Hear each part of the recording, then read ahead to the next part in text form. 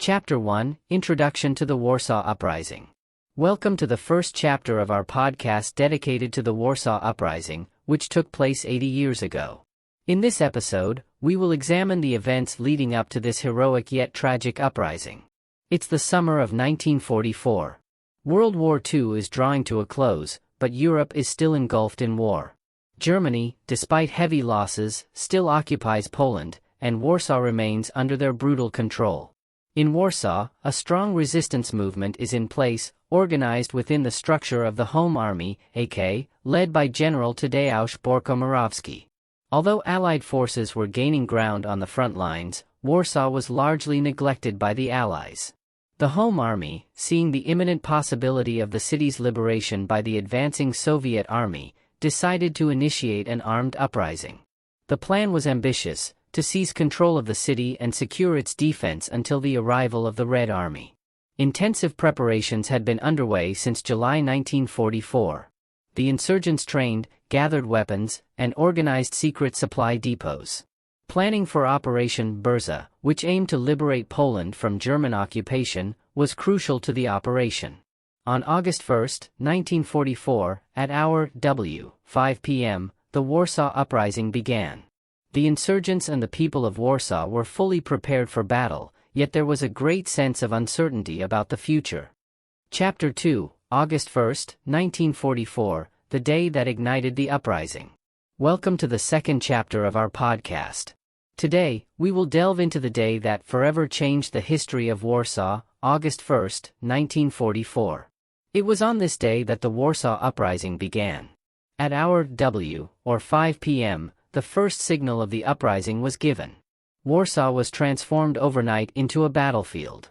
The insurgents, including soldiers from the Home Army and civilians, launched coordinated attacks on key targets in the city, including German administrative buildings and military units.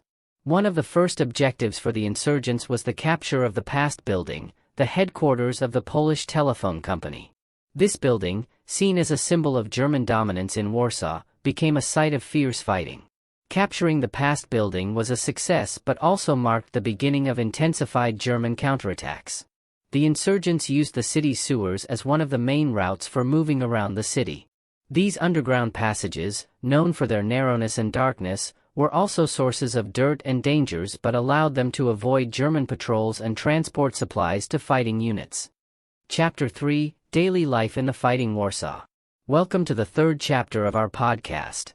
Today, we will explore the daily life of Warsaw's residents during the uprising. How did they cope with the lack of food, water, and the constant threat to their lives? Daily life during the Warsaw Uprising was extremely difficult. Residents, both civilians and insurgents, struggled with shortages of basic necessities, food, water, and medicine. Due to intense bombings and fighting, the city's infrastructure was destroyed, and access to resources was severely limited. Despite this, Warsaw's residents organized makeshift field kitchens, preparing meals from whatever they could obtain. These were typically vegetable soups or porridge, prepared under improvised conditions. As time passed, food became increasingly scarce, making the situation more desperate. Water was equally scarce. People seized every opportunity to secure water, which was essential for drinking and cooking. The situation was particularly dire due to the destruction of water infrastructure, which limited access to clean water. Sewers, though far from ideal, were crucial. They enabled not only movement but also the transport of vital supplies and the evacuation of the wounded. Insurgents, risking their lives, used the sewers to deliver supplies to fighting units and evacuate casualties. Chapter 4, Heroes of the Warsaw Uprising. Welcome to the fourth chapter of our podcast. Today, we will tell the stories of some of the heroes of the Warsaw Uprising, both those who fought on the front lines and those who supported them from behind. The heroes of the Warsaw Uprising are figures renowned for their courage and determination. One of the most famous heroes was Janek Rudy Bitnar, a young scout who stood out not only for his bravery but also for his organizational skills. His heroic actions, such as participating in the Arsenal action and aiding in the evacuation of comrades, are still remembered and honored. Sanitary workers, such as Maria Marta Piotrowska, also played a crucial role. In extreme conditions, they provided medical aid to the wounded on the front lines, often witnessing suffering and death. Maria Piotrowska gained recognition for her uncompromising approach and persistence in saving lives. We cannot forget the couriers who moved between sectors, smuggling orders and information. Kristina Krahelska-Danuta was one of the most courageous couriers, who died during the uprising, but her memory lives on in the hearts of Warsaw residents. Chapter 5: The Role of Women in the Uprising. Welcome to the 5th chapter of our podcast. Today, we will look at the remarkable role women played in the Warsaw Uprising. Women in the Warsaw Uprising performed various but incredibly vital roles. They were not only nurses and couriers but also organizers of support and aid. Anna Anoda Wojciechowicz, as a courier, traversed the destroyed city, delivering orders and important information, often facing danger and risk. Nurses, such as Halina Grabowska, managed field kitchens and organized medical assistance and supplies. They also took care of shelters and morale, ensuring that both insurgents and civilians could endure the hardships of the uprising. Thanks to the determination and bravery of these women, many wounds were treated, and daily life for insurgents and civilians became more bearable. Their support was invaluable in maintaining the fighting spirit of those on the front lines. Chapter 6: The World's Reaction to the Uprising. Welcome to the 6th chapter of our podcast. Today, we will explore the international reactions to the Warsaw Uprising and the impact of these reactions.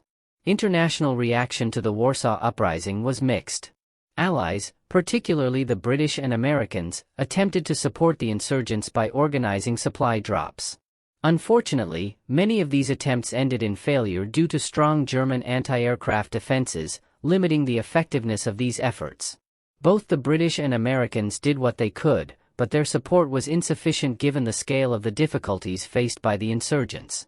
Despite declarations of support, tangible assistance was minimal, deepening frustration among Warsaw's residents.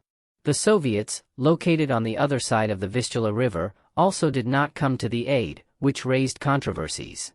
Strategic decisions, such as waiting for the Germans to weaken before launching an offensive, meant that Warsaw remained unsupported. Military aid from across the Vistula could have had a decisive impact on the outcome of the uprising. Political and strategic decisions had tragic consequences for Warsaw's residents. The lack of international support and local difficulties severely hampered the insurgents' ability to achieve their objectives. Chapter 7: The Defeated Battle, the Victorious Memory. Welcome to the 7th chapter of our podcast. Today, we will discuss the fall of the Warsaw Uprising, the fate of its participants after surrender, and the reprisals they faced. On October 2, 1944, after 63 days of heavy fighting, the Warsaw Uprising ended. The exhausted and unsupported insurgents had to surrender. The Germans began a brutal pacification of the city, and thousands of Warsaw residents were deported to concentration camps or forced labor. German troops conducted brutal reprisals, and Warsaw was almost completely destroyed. Entire districts, such as Śródmieście, Wala, and the Old Town, were leveled to the ground. These actions were part of the German retribution for the resistance of the city's inhabitants. Those insurgents who survived the battles often had to hide their identities to avoid reprisals. Many were captured and sent to prisoner-of-war camps where they were brutally treated, while others were executed on the spot. Despite the military defeat, the memory of the Warsaw Uprising endured.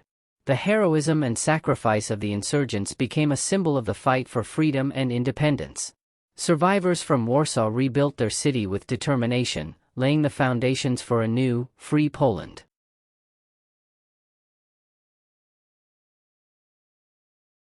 Chapter 8: The Legacy of the Warsaw Uprising.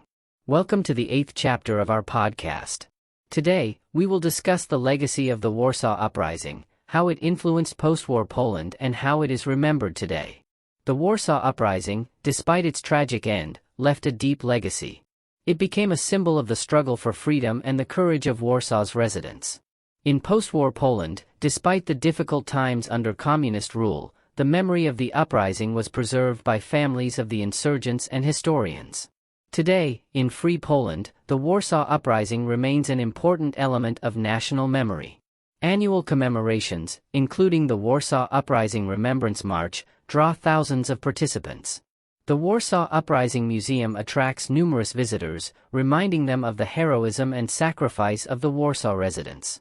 The museum offers interactive exhibits, multimedia, and archives that help understand the scale of the events. The uprising is also the subject of numerous historical studies and debates.